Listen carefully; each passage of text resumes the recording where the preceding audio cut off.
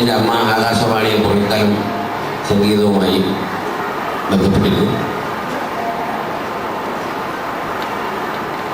ഞാൻ ആദ്യം പ്രസംഗിച്ചുകൊണ്ടിരുന്നപ്പോൾ ഞാൻ വിചാരിച്ചു, സേന സാറ് പ്രസംഗിക്കാൻ കയറിയപ്പോൾ പ്രസംഗത്തിൻ്റെ അവസാനം ഒരാൾ വന്ന് പറഞ്ഞു, സാർ ഒരു പാട്ട് പറഞ്ഞു. ശ്രീകുമാർ പ്രസംഗിക്കാൻ കയറിയപ്പോഴും പറഞ്ഞു, ഞാനും അടുത്ത് പാടണം എന്ന് നിർബന്ധമുണ്ടോ?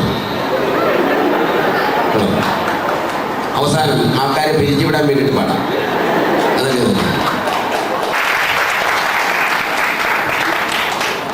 ഈ പ്രവർത്തനത്തിന്റെ പേരിൽ അദ്ദേഹം ജയിൽവാസവും അനുഭവിച്ചിട്ടുണ്ട്.